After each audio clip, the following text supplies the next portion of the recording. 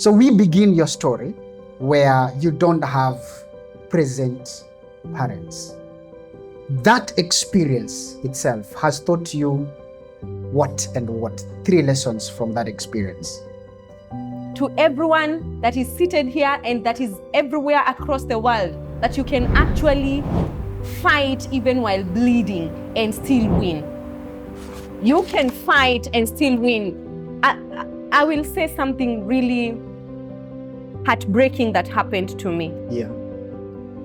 The crazy things that I was engaged in, they were not from outside. They were from inside the house. And it's as if they protected you from the outside so that they can take advantage of you from the inside. When you look back, what has been that impact? Which values did these experiences instill in you that have shaped your current mindset? Oh my God. The experience I went through taught me that it doesn't matter what you as a parent is busy doing. We are living in an age where we are trying to catch up with time. We are working so hard. We are always busy. There is something you have kept on mentioning. The church, the church, the church. I felt that all these things, they actually pushed me to the wall. But I still, for some reason, I still find myself the following day, I want to fight on. You are a people and culture expert. What led you into this and how did you get there? Looking at people as assets. Welcome to Stories of Significance, where we are intentionally transforming the world one story at a time. I am your host, Otumbo Vincent, the African leadership alchemist and a passionate believer in the power of purpose. Here, we uncover the stories behind the most inspiring African leaders, entrepreneurs, and change makers. This is where real stories meet bold vision, stories that challenge us, stories that connect us, and stories that call us into transformation. Let us dive into today's story of significance. We are also very expectant. That is why we're here. So let's begin with you. Who are you really? Putting aside the titles, who are you? And why do we need to listen to you? Good evening. Are you okay? So I'm Nessy W Asega. Some people will call me Nessy Kimani. Some people will call me Mama Nia or Mama Malia. Yeah, or Mrs. Asega. So, of course, those are titles, but they also define who I am. I look at myself as someone who is very intentional, someone who is passionate about life, someone who is not going to allow anything to put me down. Yeah, I look at myself as someone who is always renewing their hope. I fall today, tomorrow I rise up. And I know that many of us find themselves in that space.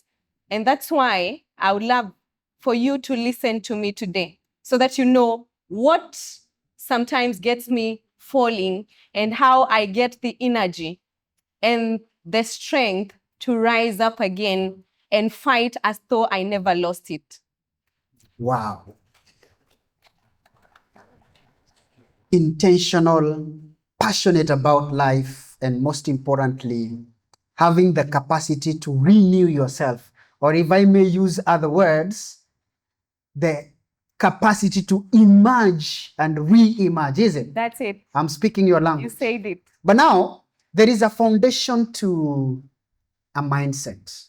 What is the foundation of you being intentional, passionate, and having the capacity to renew yourself? So where do you come from, and what has shaped this mindset of intentionality, passion, as well as the capacity to emerge? Because not everybody has that capacity. Okay. I will go back to when I was a young child, a young girl. I remember as far as 2 years old, when I was 2 years old. And as I grew up, I remember hearing so many things or stories around me. Number one, I realized that I was not like my family members. I realized that I grew up with my grandmother. The most present person around me was my grandmother when I was growing up. My dad was not there. My mom was scantily there. So I kept wondering, why is it different? The only time I would see my mom was maybe during the festivities, and she was a lovely woman. I would have wished to be with her longer, but I never did. So every time I kept wondering, where is she? What is she doing? Where is my dad? Because the male figures I saw were my brother and my uncles. And we lived in the village. So during the holidays, I would see my cousins' visitors, and I was the host. So every time I would be the one receiving guests. And I kept wondering, kwani me, I don't become a guest? Why, when will I visit them so that I'm treated special? Because they would come, chickens were slaughtered, there was special food, and they would be brought by their daddies and mummies. So I kept wondering, why am I different? Until later, I came to realize that my parents were separated, and I was actually living with my grandmother, not because of anything else, but because I didn't have anywhere else to go. And because she willingly accepted to have us live with her. So I fought with that for a long time, because I longed to have a father. I longed to enjoy the relationship of parents. And I kept going down and down. As I grew up, I felt smaller and worthless for a long time, because I felt I was disfavored in a way. I didn't have as beautiful things as they used to have. I didn't have a beautiful life like the rest of the people had, those who had, all the parents. So I kept feeling as though I was less of a person, as if I was disadvantaged in a way, as if life was not fair on my side. And that carried on for a long time, until one day, I remember I was introduced to church by my grandmother. She loved church. And my mom loved singing. So whenever she would come, we would go singing in church. We would have a family choir. And for some reason, every time I went to church, I felt like there was this person who loved me more than everyone else.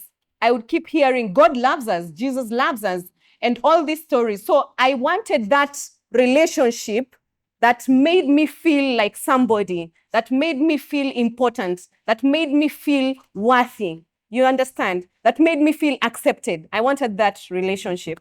And therefore, I kept loving church. I kept going to church. And whenever I was in church, I felt wanted. I felt loved. So from that, then I came to know Jesus. I came to give my life to Jesus, of course, from the sermons, from the conversations. And I started getting lost in church now. I wanted to spend my life in church. I wanted to do everything that pertained to church, because I felt that was a more acceptable place. Whether I went in tattered clothes or in oversized clothes or in whatever clothes, I was still accepted. I'd be allowed to sing. I'd be allowed to, to smile. I felt like I belonged to that space.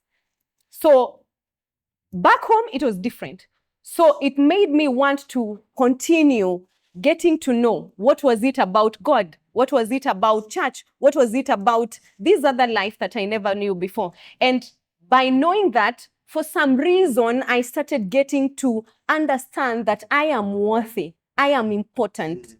And even when situations would push me down, over time, I got some strength to rise up and fight again. And I think that is where the origin of my intentionality came from. Because every time I would go back home, and by the way, I would get a thorough beating at home after spending a whole day in church. I would get home. I remember one morning, one day I stayed in church, and when I came back home at around 4 p.m. and I found my grandmother at the gate. And she was like, "Where were you?" And at this time, I was becoming a teenager. And I think her mind told her she has started staying out with boys. So it was crazy right there at the gate. But of course, it was chaotic. Just to confirm, were you with a boy? No. Oh, yeah, I was with boys in church. Yeah. So she beat me up. I cried. I felt so bad. But the following day, I still wanted to go for the intercessory meeting because I felt that meant something and it kept lifting me up. So even when the world would beat me up, I still found some strength in church and with the people that belonged to that church family. Okay. Yeah. So allow me to paraphrase your story a little bit. So here you are, you're staying with your grandmother, to be specific. Then your grandmother loves church. You have a mom who is scantily available, but she also loves singing. Okay. Now, both of them, I believe, they introduce you to church. Everything is good. But then I pay attention to how you mention these things. So at some point at home, you feel lost. Yes. Because of this gap of the parents. Yes. When you go to church, as much as you get the peace, you still feel some getting lost as well. Because now everything is about probably the church, to a point where now it is even hurting you at home as well in terms of the beating. So how have these things, let's look back a little bit.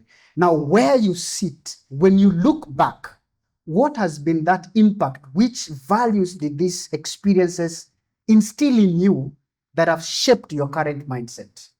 Oh my God, never give up. I have a never give up mindset because I have fallen so many times. I've had every reason to give up in life. And allow me at this time mention that I lost my mother when I was in Form 4 first term. And after that, I lost my daddy in 2016, in May 2016. When we buried my dad in 2016, I lost my grandmother, the one who brought me up. That was like my double parent. I lost her in February 2017. That is just a part of the things that could have sent me, they actually not couldn't, but they actually did. It sent me to a place where I felt like I don't deserve to be alive. In fact, I felt like I should have gone instead of my grandmother because she was she held me together through life. She brought me up. She did everything. I saw my grandmother sell everything just to get me fare to go to school. I saw my grandmother come to hold me at night, in the middle of the night when there was thunderstorms. You know those thunderstorms from the Mount Kenya region? Yeah. And lightnings in the middle of the night when it's the rainy season, not the rainy season now. That the guts to touch Murino. Yes, those ones. And not now when the ozone layer is being eroded. Yeah. That time. Yeah. It was crazy. And she would come hold me and embrace me and make me feel I have someone that cares about me. I lost her. There are so many things I lost in this life. Maybe if there's time, I may have to say a little bit of it. I felt that all these things, they actually pushed me to the wall. But I still, for some reason, I still find myself the following day, I want to fight on. I want to fight on. And one of the things that I have decided never to do is never give up, because I don't want my enemies to win. I don't want the devil to be happy that he made me, he pushed me to the wall and I lost it. I want to keep fighting, because I want to prove to everyone that is seated here and that is everywhere across the world that you can actually fight even while bleeding and still win. You can fight and still win. There is something in the inside of us that God has given us that we need to pay attention to.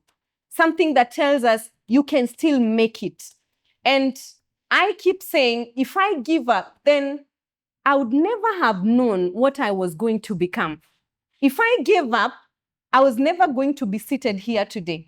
If I gave up, I was never going to have children. If I gave up, I was never going to know that I can actually have children. Because I could have lost it several years ago. But every day even when I am bleeding, I arise and I tell myself, I cannot let that win. I will win. So that is the mindset that has kept me going. And I believe it comes from knowing who I am, getting to know that there is something in the inside of me that is special, that is different, that should never, never give up. And I believe, allow me say, that if you forget, when my grandmother died, I kept feeling as though she died because for a minute she forgot me. She just closed her eyes and forgot about me. Because I felt as though she was living for me. Because everyone else had grown up. Her sons and daughters were grown-ups. They had jobs, they had good jobs, and they had their lives going on, except me. And it's so sad that when I got a job and I was starting to get stable, she died. I felt like she just closed her eyes and forgot about me. And I decided I'm not going to close my eyes. I may fall asleep a little bit, but I'm not giving up. I will not give up, because I know, like my grandmother, I need to stand up so that someone else can arise. Even from amongst you guys, I need to stand for someone here to be able to stand too. If I give up, you will look at me and say, Nessy went through all this, she gave up. But now you have a reason not to give up. Yeah. Wow. So, there is something you have kept on mentioning. The church, the church, the church. Where is the connection? Are you trying to say those of us who, instead of going to church, we go drink ourselves till 4 a.m., we can't have hope, rise again, emerge? Why the church specifically? Because there could be, we live in a liberal world, we have all reasons for justifications and all that stuff. But why the church? You've mentioned it a number of times, and I feel I can't let it go. Why the church? Okay. Why the church? And where did it touch you, actually? Okay. And what impact has it had in you? Because I feel you've mentioned it, we can't just let it go. Okay. Let me tell you what happened. Yes. I remember it was either on the 24th, the eve of Christmas, or the eve of the New Year. We go to church, and this young man, he was young, I think he was in primary school, primary or high school. Actually, I think he was in high school. He's the one that was preaching. It was a kesha. I had been told not to go to that kesha because I was so young. But I begged my auntie, and she begged my grandma on my behalf, and she allowed me to go, but be accompanied by my elder brother. So I go, and this young preacher gives the story, or preaches about the story of the lost sheep. And he talks about the 99 sheep, and there is this one that got lost. Yeah. And the shepherd left all the rest and went after this one. And I I always looked at myself as the lost one. You understand? I didn't know about the lost sheep, but I always looked at myself as the disadvantaged one. So in this story, I felt like I was that one that was just wandering elsewhere, not following the rest because of course, the things that I was going through at that time. Because they were not only physical, but they were also emotional. Emotional traumas, emotional, mental issues and all that. And I felt that I was identifying. I have a habit, by the way, of identifying with something. And all of us, I believe, do that a lot. When you're going through a hard time, you find yourself connecting better with someone who is going through similar circumstances like you are. Confirmation bias, something like that. Oh, Something like she can go. Yes. So human. Yes.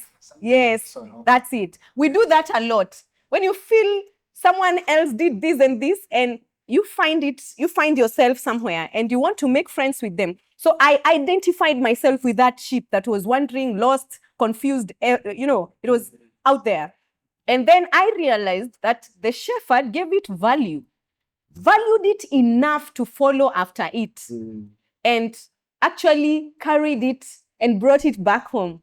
And I was so excited.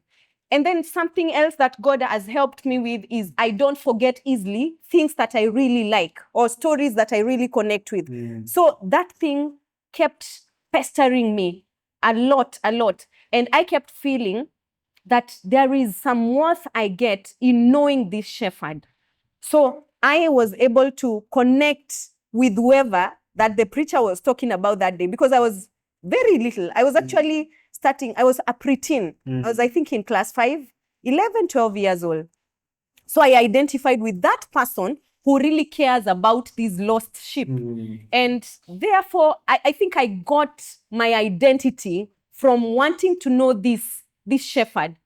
And that's how I got to love church, because they kept every story, at least once in a while you hear someone cares about, there's someone that cares about that person who seems forgotten, that person who seems disadvantaged. And that's how I identified with church, because everyone else would laugh at me. By the way, I was sharp in school, but there are few things I never had. Socially, I would say I was not fitting very well.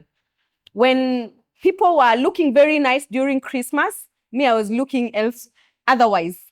You understand? People are showing off their new clothes and all this. Me, I didn't have clothes to show off. Maybe the participants here, they are from the other side. Maybe so they are Gen Zs. You can't relate.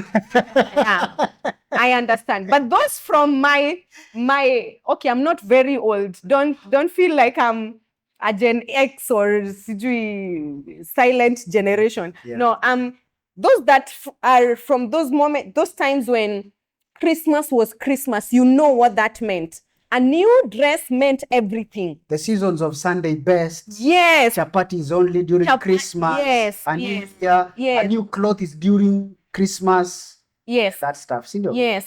So I felt this one person loved me just the way I am, whether with the new clothes or not. I have to ask you. There is still something I'm not understanding. What type of a human being were you? Because you could have also gone for banky, start getting small kids, start getting kids, kids get kids, barasana. What? You never had such kind of friends? Are you telling me you are only limited to one option? My grandma was a disciplinarian. Oh. So there is the role of the grandma. Yes. Who ensured you only have one option. I told you I went to church and stayed until 4. Yes. And it was war at home. Yeah. It was war. Number one, we were not allowed to visit neighbors. We were not allowed to eat at the neighborhood. We were not allowed all those things. But I will say something really heartbreaking that happened to me. Yeah. It's unfortunate that we were not allowed to do all that outside, but inside our home, inside our house, there were those that were spoiling me. They were doing crazy things. And then the crazy things that I was engaged in, they were not from outside. They were from inside the house. Yani it's as if they protected you from the outside so that they can take advantage of you from the inside. Not really. Yeah. Okay, there is the trauma Yeah. that was caused, this trauma that is caused by a lot of harassment Yeah. in the name of discipline. Yes. Okay. There is also the element of molestation. Yeah. Let me say it that way. Because in our home, there is a neighbor that was quite disadvantaged. Yeah. And my family took them in. Yeah. And they looked amazing. They were innocent. So they never saw the rot in them. Yeah. So I was protected from outside, but they never knew what was actually happening. The people that were actually inside the house were the hyenas. Oh, the feces. The feces. Oh, okay. So yes, I was introduced to that life. I was molested by people inside our house, but I did not have I did not have a say. I could not say it because they kept me covered with threats. Yeah. My grandma was a disciplinarian. So I was told, if you say anything, we are going to report you to your grandma. And actually, those days, eating sugar was a crime. Yeah. You know that, eh? Eating sugar was a crime in our house. So sugar, stealing meat. Maziwa mala. We didn't have maziwa mala. Oh. We had sugar, chocolate, not drinking chocolate. Oh, yeah. This other chocolate was never heard of. The drinking chocolate. Yeah. So there is a way we would mix those things and make a mixture out of it. So I was told, I remember one day being threatened, and I was told, if you say, we will report you to grandma that you ate sugar. So I kept my mouth shut. So all this time, no one knew anything.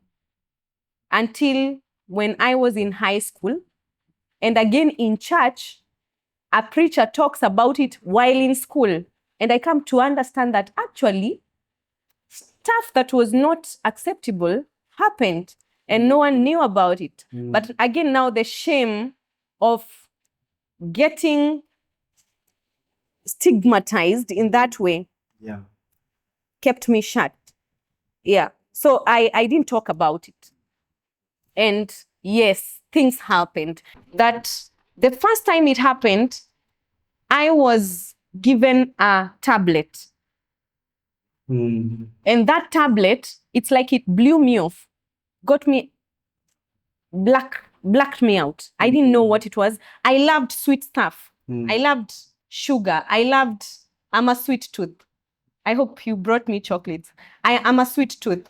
So I would eat Actors. We had a shop, so I would go pick Actors and eat them. They are sweet, eh? Sweets and all this. And I remember I was given a small tablet, and I can't remember what happened later. And whoever did this was the most trusted of the 3 brothers that were living in our house, was the most trusted. So that even when my grandmother, when she's going out for church activities, for conferences, she would actually entrust us, my brother and I, into his care, because he could cook, he could clean up, he could do all these things. So there's nothing you would think that you would do against any one of us. And he was the notorious. Actually, he's the one who did all that mess, and not one time. And I don't know why he did it, and I don't know what drove him to doing that. But maybe because I was allowed a lot of time with him, and he knew that my grandmother was very tough. And those days, like some of us here, we may not give an ear to our children. You want to trust other people before you can trust your children. When something is reported to you, before you hear the side of your child, you want to, you listen to the other side first. I have a daughter, 2 daughters. We are very quick to say, ati ulifanya nini? Ulifanyia nani nini? Nobody could have listened to my side. No wonder I didn't have even the courage to say it. So for the parents who are here, there could be things that are happening under our roofs and we don't know. I'm not asking you to be paranoid. I'm asking you to be conscious. I remember after that, I would visit my uncle, and one of the brothers was actually taking care of my cousin daughter. One of the brothers. And I remember one day I ran away from home. I followed my aunt to work because he was harassing me. Now, I don't know what he did to my cousin. She was younger than me, so I don't know what he would do. For me, at that time, I was a little bit older, so I ran away and stayed at work with my auntie. So what I'm saying is, we just need to be very sensitive. Parents who are here, parents to be, we just need to be very sensitive. We don't have to be very strict so that our children are even scared of opening up to us. I'm not saying my parents did anything wrong. That is the only way they knew how, right? Those from millennials who are here, we were brought up in disciplinarian families. Yeah. And that's it, right? But we know better now. All right. Allow me to take you back again. Gladly. Looks like that's my job description. But this time round, I just want at least 3 lessons.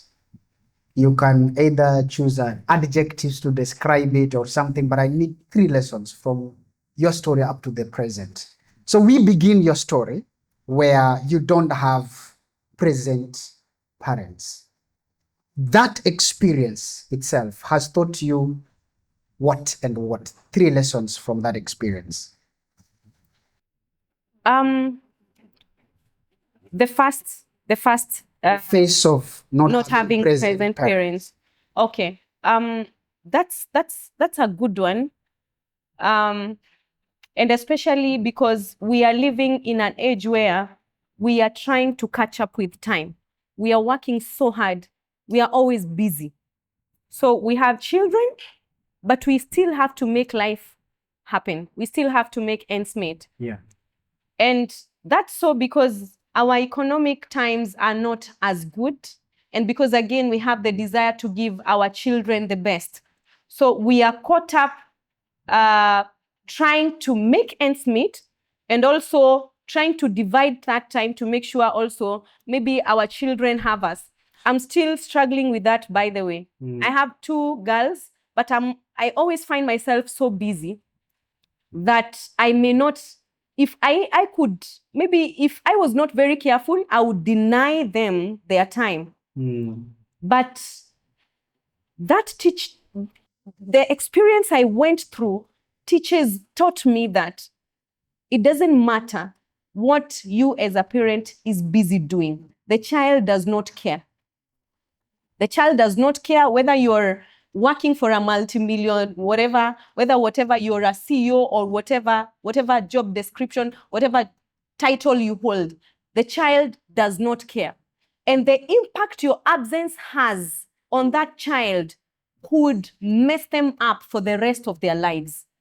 So you are the one who needs to sit down and look at your children and just know how to deal with it. They may not tell you because they don't know what you need to do. All they want is, I want my dad, I want my mom. And the impact of a child not having their parent, I have suffered in this life.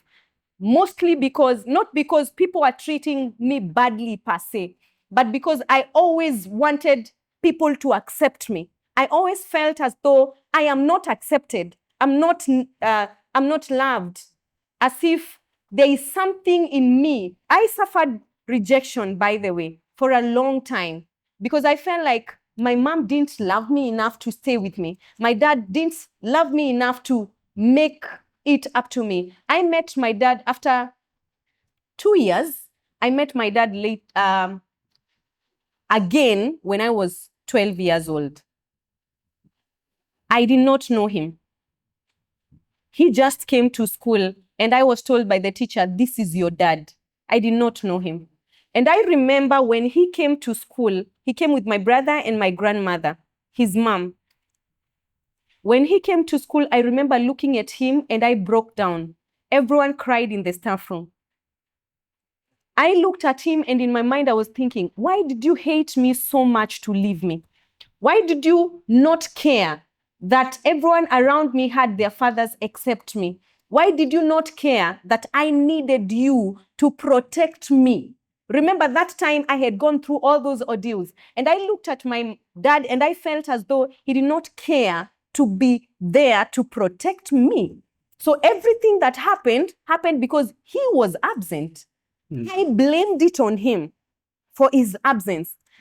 Children will blame us for being absent in their lives. If they go through issues, they will blame us at some point. And that's why, I think that's why parents, sometimes children will ask their fathers or their mothers, where were you?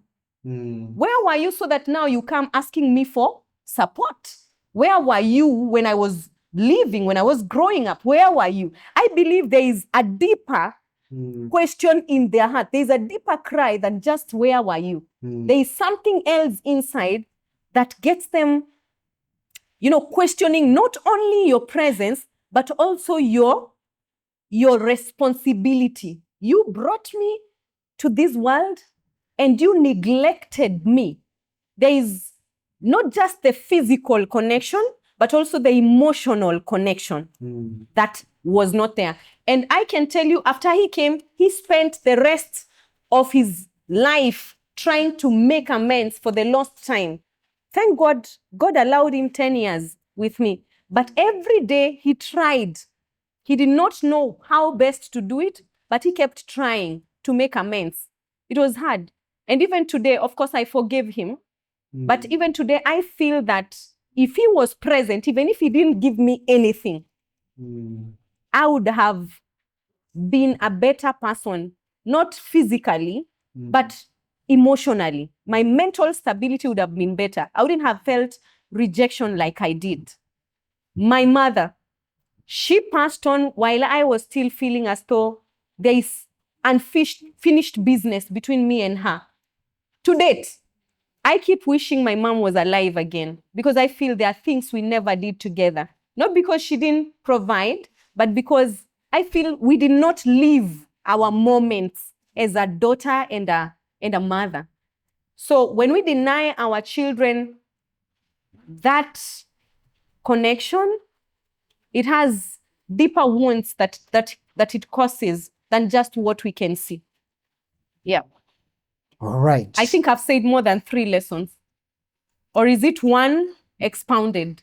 You have hammered very relevant examples to one point. Okay. Well explained, so is that, well elaborated. Okay. So does that suffice? It's good. It's great. So I'll go to the church again. I love the moments in life where we get transformed. So this is having parents not present, the lesson they are in, and probably how we can do better as the current generation of parents. So what lessons have you picked from the church? One thing that has helped me from the church, one lesson I have picked is we go to church. We go to church for various reasons. Everyone has their reasons why they go to church. Some go because their parents introduced them to church. Actually, some people will say, I go because that is all I was taught to do by my parents. I was introduced to church and therefore I started going to church. They don't even know why they go to church. But for me, one of the lessons I have picked from the church is I would tell those people that do ministry in church, keep doing what you're doing. It may not look like it's impactful right now. It may not look like it's going anywhere. And I'll say this because today we have ministers who are retreating. They are giving up because they feel, after all, life is hard. It's not working. It's not, but if I never went to church, maybe I would be long dead because going to church helped me get to know myself. I got to hear about this God that I desired a connection with, and I connected with him. And that way he gave my life a meaning. I got to know my identity just because I stepped into church. Number two, I think the body, the communion of saints means so much because I felt accepted. When we would do, I remember we would do a lot of choir singing. We would be called for practice. And at some point, I remember I really was excited about teaching the Sunday school kids, not because I was very good at that, but because I felt these ones are younger, so they won't judge me. The bigger ones may look at me and be like, this one does not even know what she's saying. But the little ones will not judge me. So I felt accepted. I felt like I have a reason to live. I can wake up and go to church, sing. I can wake up and go to church, get someone smiling at me. I can wake up, go to church and teach little kids. So the body or the communion of saints is very important when it comes to church. Some people, I would leave home really distressed. But when I get to church, these people do not even know me. And they would greet me as though I am just amazing. And I would, at least for the few minutes I'm there, I would feel accepted, loved, and all these things. So I believe the communion, the body of Christ is very important. The warmth it brings to an individual, whether they look apart or they don't, it just means everything to some of those people. And the third one is what now? I've talked about identity. I've talked about the warmth and the acceptance. There is also the element of service, where I feel like there is value, so I can give value. If I'm able to teach a child or I'm able to sing and someone claps for me, I feel there is something I can also do something that is acceptable. I have I am able to bless someone. I'm able to give someone a beautiful moment, even if I'm singing as though I'm croaking, at least someone laughed at me, they smiled. I made an impact in someone's life. So I think those three are very important. If someone can serve, then they get a reason to go back or to leave the next day. Thank you. Can't we give a round of applause at least? You seem to be listening a lot. Nessy, let's fast forward our cassette. You are a people and culture expert.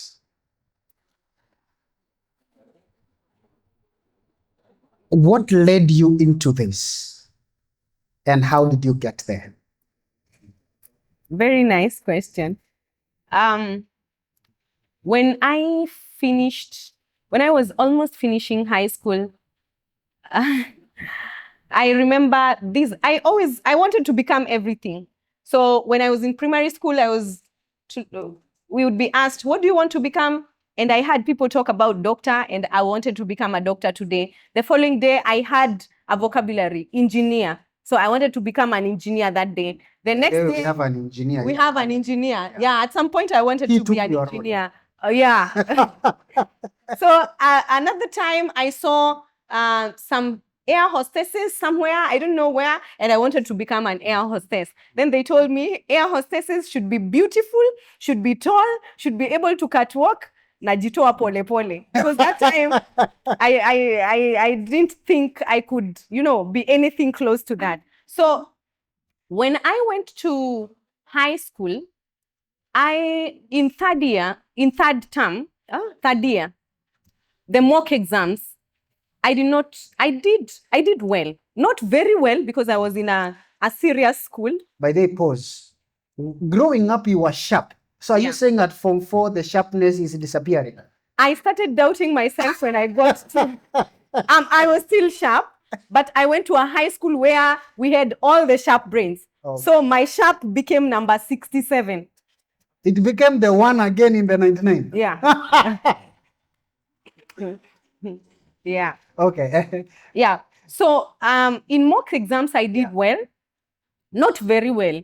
So we were 5 streams and I managed second stream. That was well. That was good. Yeah, that is good. That's commendable. Commendable. Yeah. So I managed the second stream. So we had these guys who would come, universities would come to advertise their the private universities and all this. They would come to advertise the courses that they train. And so I remember, I think Pan-African University came and I wanted to be a lawyer. Then another one came, I wanted to be, I don't know what. So I remember when I finished high school, I didn't make it the first attempt because my mom, remember I said my mom died on the first term of when I was in Form 4. Yeah. So I missed campus by 2 points. Yeah. That's the time when university points were up to B+ and above. So I missed campus with 2 or 1 points. So I didn't make it. I got an opportunity to go back to school. I had done academic fire. So I went back to school without uniform, without books. I had banned. So you repeated? Yes. Okay. With no books. At least we have common ground there. We did. I repeated too. Oh, okay. So I feel good. That you feel apart. Yes. Awesome. Yeah. So I repeated and I made it. Of course, the first attempt, I remember the first selection I selected, the first option was, I had been told when you do supply chain, degree in supply chain something, I would make a lot of money if I became a procurement person. So I selected supplies and procurement something. First option. Why are you talking to me directly? Second option, I took degree in nursing. Third option, I think I took something. I don't remember what. Yeah. So the first attempt, I failed. So the second attempt, I made it to campus. But now we were given an opportunity to go choose the courses. So when I went, I remember it was in Embu. You know Embu? So I went to Embu and I remember I meet these mzee seated just where we were doing our selections from. And this mzee tells me, I don't remember his face, but I remember how he was dressed. He was in a grayish suit. He tells me, madam, he tells me, my daughter, take this course. This course, many people do not know it, but very soon, it's going to be very marketable. And I checked which course it was. It was Bachelor's of Human Resource Management. I did not understand what human resource management is. And I asked him, what is that? He told me it is the course that was formerly called personnel management. There's a song we used to sing, personnel or yeah. So in that song, it sounded like an important person. Personnel was an important person. So he tells me personnel management formally, but it's what do I call it?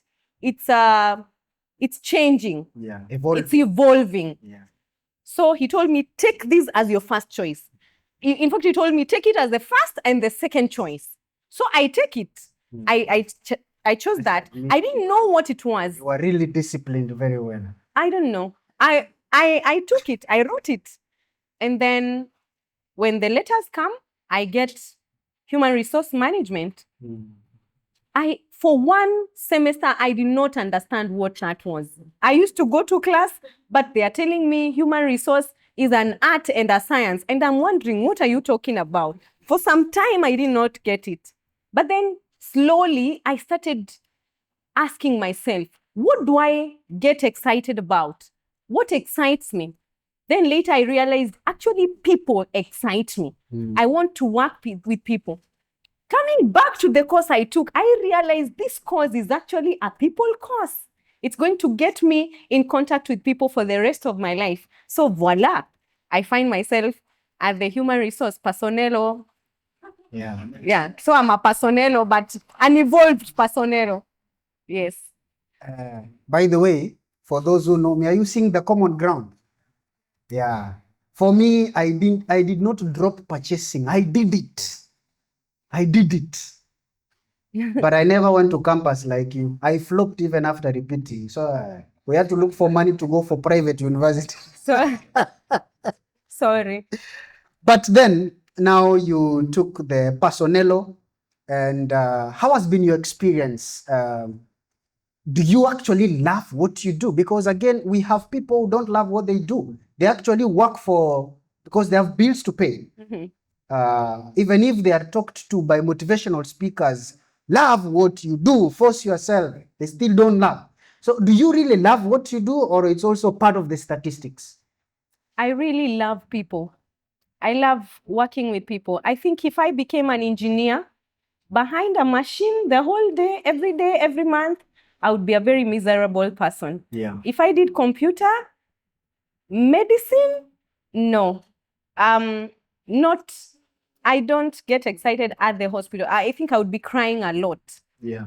I love talking to people. I love people and culture. I love human resource. They get me. I get to talk to people. I get to discuss. Of course, people look at HR as if it's the disciplinarian course. Yesterday, someone was telling me and HR, actually, someone told me, when I see your call, I know there is trouble. Seriously, I think HR is, it excites me because I get to hear people's dreams, whether they actually connect with reality, whether they actually are excited with life, whether they actually, when people are struggling at work, they talk to me. I remember there is a day I have had many opportunities to save lives at work. There are people who want to kill themselves because they are not excited about life anymore. And when someone gets there, they come to HR. I'm just done. I don't want a job, my family, blah, blah, blah. They start telling you. And that is the kind of HR I like, not the HR that is feared by people. I like the HR that connects with people. The first thing that, when I started understanding what the lecturer was saying in campus, one statement I got very well was, HR is about looking at people as assets, as capital, assets. You know, we value machines more than people in some companies. Some companies will value everything else except people. But the HR that I advocate for, and the HR that I practice, and the HR that I would want any employer here to start practicing, because everyone is a HR at the workplace, by the way. Don't say I'm a production manager, I don't care about HR. You're the first HR of your team. Before they get to me, they come to you first, right? Unless you're Hitler. But they come to you first. I advocate for people looking at people, employers looking at people as assets that are actually a differentiation. If you treat your people as assets, then your company is a different company. That is actually an advantage, a competitive advantage in itself. Yes. Wow. So can I take time to appreciate the assets of Self Skills? Please do, right now. Let's give them a round of applause. So, it's amazing listening to you. I've been glued. I'm trying to look at them, but I have to look at you because of your story. But then again, look at in front of me, or is it ahead of me? I see emerge power inside. I was trying to twang. It didn't go through. I'm still a kiss. What is emerge power inside? You've talked to us that people excite you. And apart from being a human resource personnel in an organization I wouldn't want to mention, it's for you to do. But I see emerge, one of your products. What does it mean? What's the phrase power inside mean?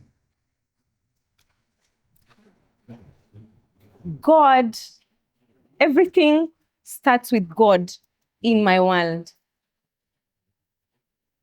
It started from a point where I didn't value myself. I thought I was very disadvantaged in every way. I struggled to study because there were no resources. I struggled to get over rejection. I struggled, and I still struggle with some of them today. There are things that I still deal with today as an effect or an impact from the past. And I realized that we are in a sick world. We have so many people ailing. Several times I've been in seasons where people have looked at me. By the way, I've always been a talker. I have always been standing. I started standing in front of people since when I was a little girl, talking about something. I was a leader. I was a head girl in primary school.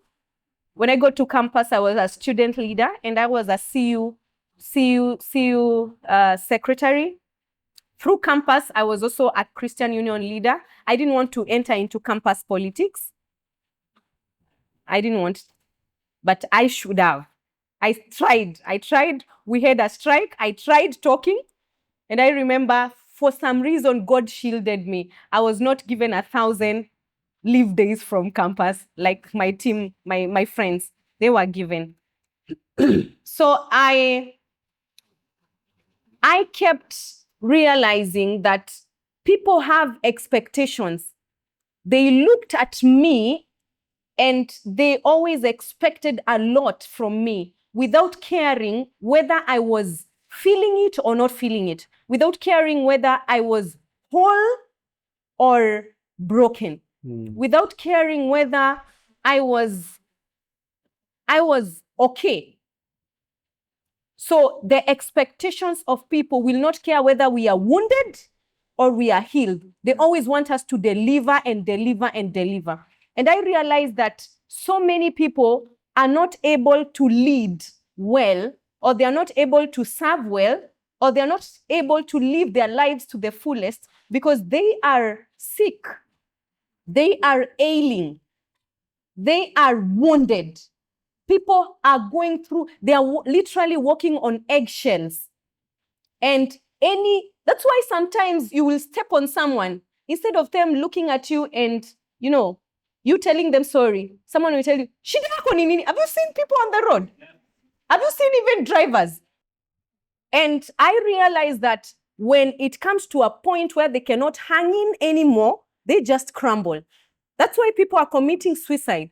Not because they just thought about suicide today, but because it has been boiling. They have literally been walking on eggshells without anyone noticing it. There is something I like saying. There are many times we don't see people. I'm actually looking at you, but I'm not seeing you. How many times has someone told you, I feel like I'm breaking apart? And you look at them and tell them, utakuwa sawa, don't worry. Things get better with time. Or we tell them, itakuwa sawa, you'll be okay. Time heals. Without even asking them what exactly is going on with your life. Or you simply tell them how broken you were actually. Their story is nothing. Their story does. Yeah, yao ni kidogo. You missed your sister. Me, I've lost my mother and my father and my dad, and I'm actually surviving. So you will manage, you'll be okay. A sister is just one. Me, I've lost 5, and I'm just fine.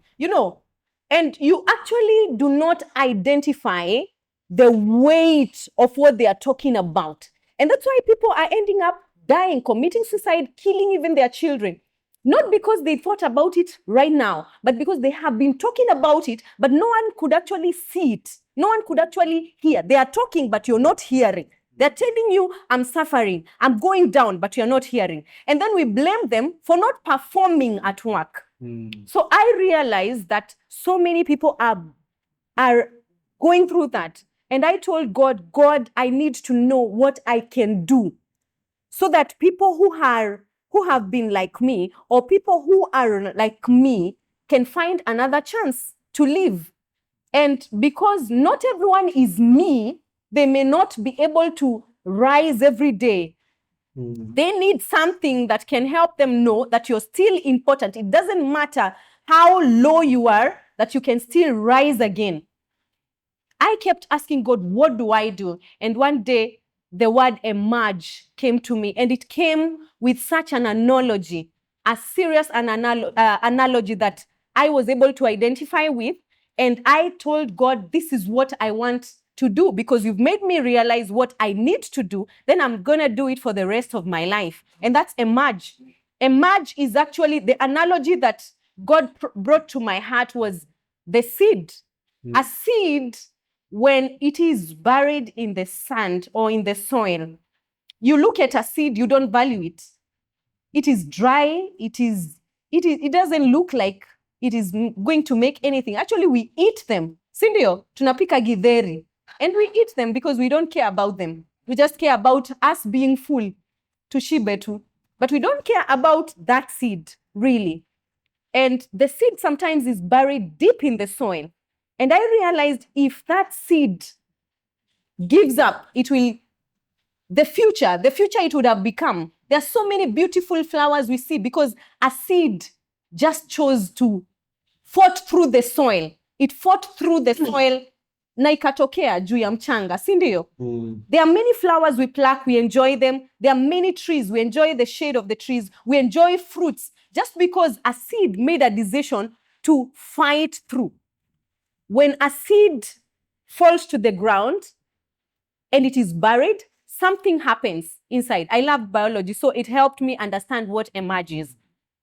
There is a process that starts from underneath where people cannot see.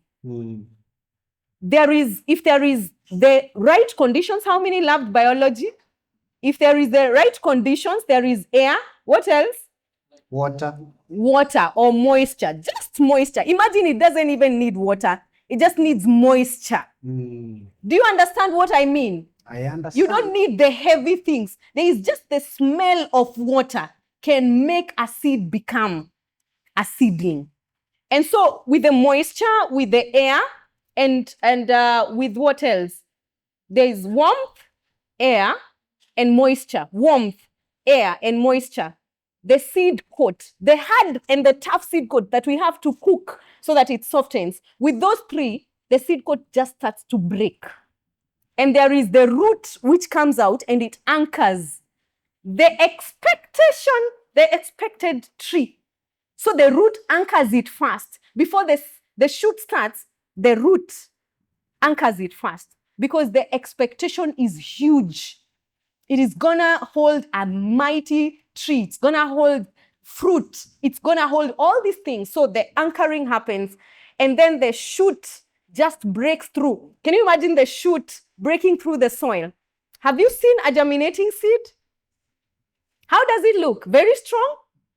Very tender. Very tender.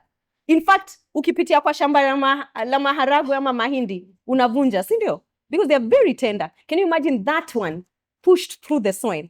It did. And that's why you can see it above the soil. It has emerged. It beat through all the odds. There are some seedlings which will actually emerge from a broken stump, a stump. Mti imekatwa and you see a nini emerging there.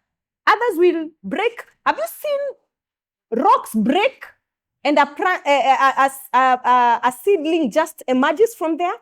It is that powerful. So emerge comes from that analogy. And if the shoot accepts to just fight through the tough circumstances and the setbacks of life, then it is able to grow, bear fruit, and all this. And how does it make it? Because there is, that seed has power in the inside of it.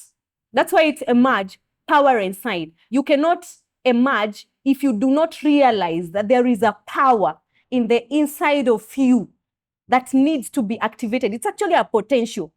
Every seed has a potential to become a mighty tree, but it is still a potential until activated. And in this case of a seedling, a seed, it is activated by the moisture. That's why I said moisture. It softens the seed coat. Yeah. That thing inside pushes the tender shoot from below the soil to the top, and it is able to access the sunlight. and it is able to grow, to make its own food grow, become a fruit, give fruit and do all these beautiful things that we see. The same case with us. If we realize that there is a power that our God made in the inside of us, then we will not give up. And I believe that is when I identified that power, when I got to know that, that's what keeps me rising. You hit me today, tomorrow I rise again. Very powerful. If you're not clapping, I think you need to become the shoot. Let's give that a round of applause.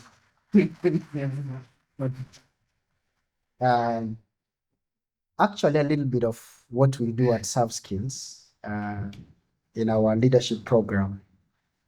We identify our personalities as energy that flows in us. And we say that energy can never be destroyed, but it can change form. That's right. That's physics. Yes. I was not good at it, but I use it. So the point is, each one of us has got energy. And where God has placed you today, He believes that is where your roots need to be anchored. Okay? And therefore, we hope this story, are we together, empowers you to emerge from wherever you are. And the moment you emerge, the right people will pluck the fruits and take them to where they need to be sold. They will pluck the fruits and value addition to them so that your value can increase one day at a time. But you will never emerge and become that ripe if you keep saying, my energy is not meant for this, my energy is not meant for this, my energy is not meant for this. You just have to allow your energy to take form, change form, until you get to where you are supposed to be. And for your information, in this life, we never get there. Okay? We keep moving. I like to say that life is like a stream. It always keeps on moving, not backwards, but forwards. And wherever it flows, everything around there, including the vegetation, they are always happy, smiling. Have you ever gone to a forest and you find a stream? The plants are always smiling, happy, happy, and there is always air. For some reason, where there is a stream, there is air, there is wind, there is moisture. So it keeps on. So may you flow wherever you go. That's right. And everybody along your path, may they be happy that you're flowing in their lives. That's right. So, Ness, everything good has got an end. Yeah. Unfortunately. So, as we are about to wind up your story today, I believe this is version 1.0. With AI, we have to update our softwares. This is software 1.0 of your story.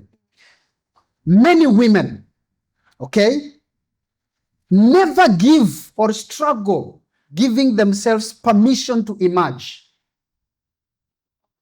based on how they were brought up, the experiences they've had, the character development and everything. They struggle giving them permission to emerge.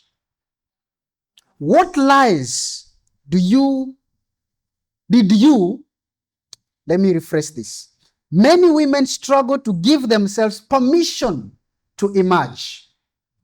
So what lies have you learned and unlearned about yourself to finally rise and emerge? And you feel that the very women who are here and will watch the recorded version of this story, that they need to untell themselves so that they can learn and relearn and finally give themselves a permission to emerge. Mm-hmm. It's amazing. When I talk a lot about church because I started talking from church. I got the courage to speak to people from church. And one of the very first one, very first statement that I came across was, women, according to the book of Corinthians, women are not allowed to talk in church, or is it in front of men? They should keep quiet. I got scared. I was like, now, what am I supposed to do? And I feel like I want to talk. But for some reason,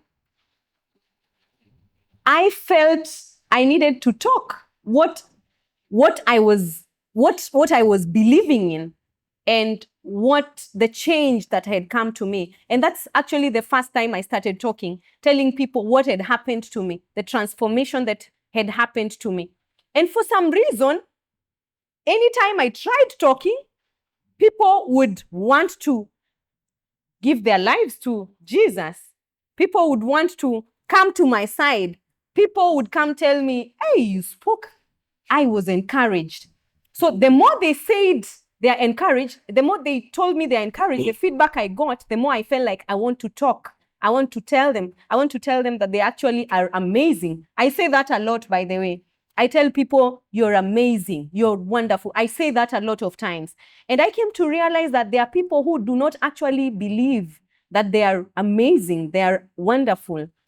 And the more I told them and they would respond, made me feel like I have the strength to say it again to another person and another person and another person. So I think if God wanted me to shut up, then I wouldn't have those experiences. Those people would not be encouraged. One time in campus, I said, if this is what I have to do for the rest of my life, then I want to live. If I want to tell someone they are wonderful and they get out of their self-esteem issues, and start, there's a guy, I remember I told you, speak so well. And you can make a very good speaker. And there was an opportunity to go to a certain high school, and I gave him an opportunity to go to that high school. Today, he's actually a national poet. He goes to different countries from poetry. He has written books. He has been invited to judge poetry in different countries across the world. And he came to me, he told me, Nessy, that day you told me I speak well and I am communicating very well, and you sent me to speak to those boys, was the turning point in my life. If that is happening, then why should I shut up? Why should I not talk? I want to talk every day. Yeah? If that is the transformation that will bring, my talking will bring. So many times, ladies, we have been told we are not good enough. And sometimes we have been told that we need a man to validate us. But I feel that you do not need to be married and have your husband introduce you for you to make sense, for you to change the world. You can change the world as a young girl, as a single lady, as an unmarried woman. You can change the world from whatever space that God has allowed you to be. I was a class prefect in the lower primary. I became a school captain in class 7 and also in class 8. I was literally a nobody, I would think. A girl. I was in a mixed school. So I would think that I was supposed to be underlooked or whatever. But for some reason, I made it. I made it as a class captain, as a school captain in class 7. And that's why I was given another opportunity in class 8. A woman. And sometimes we feel like we are not good enough. We feel like I'm just a woman. I'm just secondary.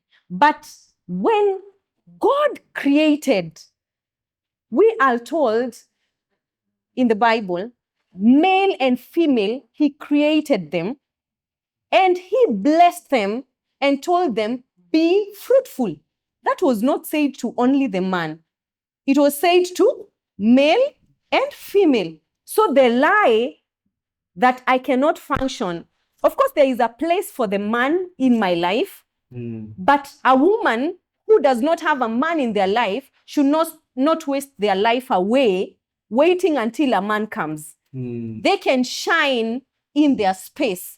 As a girl, as a young adult, as a single woman, when you get to the position where God allows you to be a wife, continue shining. And it's even an advantageous position as a wife because now you have a man. So keep shining all the way. So I believe that... Suppose, do you have a man, by the way? Yes. Oh, okay. Okay. Now can I continue. have a man. His name is Asega. Now you can. Yeah. So I believe that when you get to marriage, you have a bonus.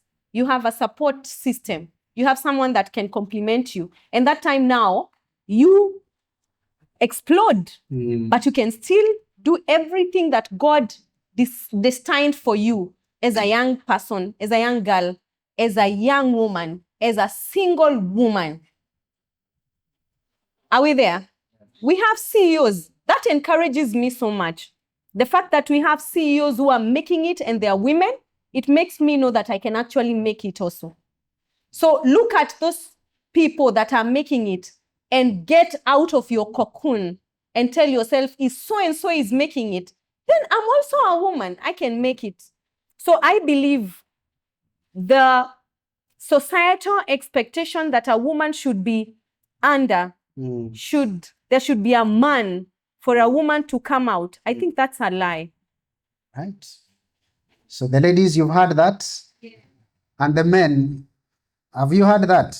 Yeah. You should amplify them. Thank you. I've spoken the language. Yes. You don't find an exploding woman. Man. Thank you. You know, it's important I tell them this. There are sometimes as a woman, if you don't become, before you get married, you may never know because you will get busy doing all those wifely duties. When will you even find out who you are? When will you ever, especially if you get a man who is not, God forbid, who does not care about your purpose, then it means you're bottled up for the rest of your life. But if you emerge as a young girl, as a single woman, when the man comes, he knows there is a lie that successful women are not getting husbands. I think that is not true. It's not successful women. Maybe there is another adjective for those women, but not successful women. Successful women are different. By the way, Nessy, in our last stories of significance, the speakers come to listen to you. Oh. Actually, the speaker empowered the wife. That's an honor. That's an honor. Yeah, the speaker is here. Awesome. And it's a testament that indeed we are doing our parts. That's amazing. Yes. And if there is anyone, actually, I will say right here so that you don't misquote me. My husband should have been here. He's actually on his way. But because work caught up with him, he's not able, he may make it, but he knows that this is happening. He has prayed for me. He has encouraged me. He has given in cash his resources for this to happen. Not this, our next phase to happen. He has supported. So he met me, even when I had my own challenges, he looked at me and he told me, you look like you are a woman who is driven by purpose, and I will support that purpose. So that's what should happen. Yeah. So if you come confused in a marriage, I'm not sure, unless that man is helped by God, you may die confused for the rest of your life. So emerge before you even get married, if you're not married. If you're married, I challenge you, don't sit and get carried away by the wifely duties and forget your purpose in life. That could be your purpose. Of course, taking care, family comes first, but don't forget what else you're able to do. Wow, thank you. Today I am torn in between allowing us to ask a question or I simply carry on because of time as well. Since I have the cards, should I play the hard ball or the soft ball? What do you think? What do you think? Hard ball, eh? Perfect. They have given me permission. Okay. Now, I have one question to ask you. And then after that, we will have a quick fire of 5 questions. Okay. So the first question is, you look at the camera. Which one, Kevin? That camera. Mhm. And pour your heart out in the next 1 or 2 minutes. Pour your heart out as we conclude the story. Pour your heart out to the camera. If there are things you feel you had not shared, if there is a parting shot, if there is a proverb, if there is a saying you feel we need to hear in your story, this is the time. So I love to let everyone that is watching this and that will ever watch this know that you are a masterpiece. That's a word I've used so much in the recent past. And today I want you to know that you're not a copy of the original. You are the original. God was very intentional when He made you and He gave you a mandate unique for you that only you can fulfill. If you don't do it, no one else will do it as best as you could have done. So the best you can do is rise to the occasion, do what you are meant to do, because there is power in the inside of you. An excellent God would not have taken His time to create a fake and then go ahead to say, that is my image. That would be risking His image. You are the original, the image of God. So you are excellent. You just need to arise, know what God has put in the inside of you, activate it, and become. Because God had a need when He created you. He put you together, the exact original that He needed for that very purpose to be realized. So if you don't become, then you're failing God. And you're failing that which He put in the inside of you. So rise. You are the original. Rise and do what is expected of you by Him who created you. Not the societal expectations, but Him that created you. Because He carries the blueprint for your life and for your becoming. Thank you.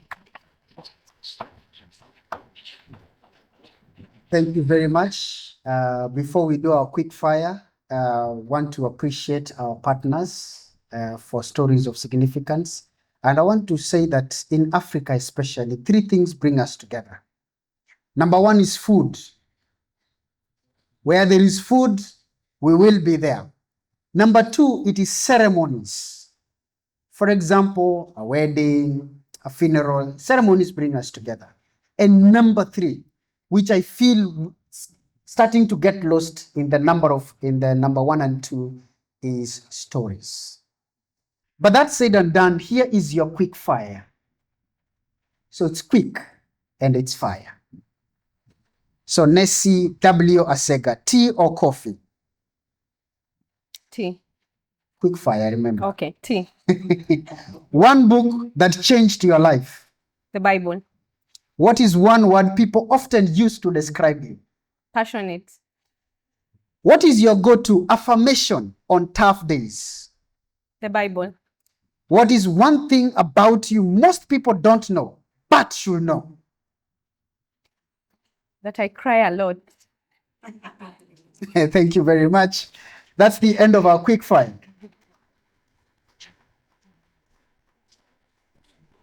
As we come to a conclusion, I want to appreciate you for participating in Stories of Significance Unscripted with Nessy W, Asega. And I want to invite you to know more about us at ServSkills Limited. Our mission and vision as an organization is summarized into one sentence. We want to empower thought leaders and we want to transform organizations in Africa. And we do these in 3 ways. Number 1, we do leadership development, where we have programs like Africa's transformational leadership program meant for leaders like you who want to do meaningful work, who want to understand their personal brand and not just work, but do things that make them sell love. Are we together? Meaningful work, know their personal brand and present themselves. Bold Beginnings Academy. We need to empower youth who understand themselves and also want to commit to doing meaningful work, so that when we pass the baton, we don't pass it to a clueless generation, but we pass it to leaders. We also do employee capacity building for organizations, including team building, and we also do strategic consulting, where we help organizations define direction for where they are going, build systems and structures that work. Until next time, thank you for tuning in. Check our social media, go to YouTube and subscribe to our YouTube channel, Stories of Significance, and share your experiences with us. Once we take photos, do not forget to tag us when you post them. So God bless you until we see you next time. Let us connect.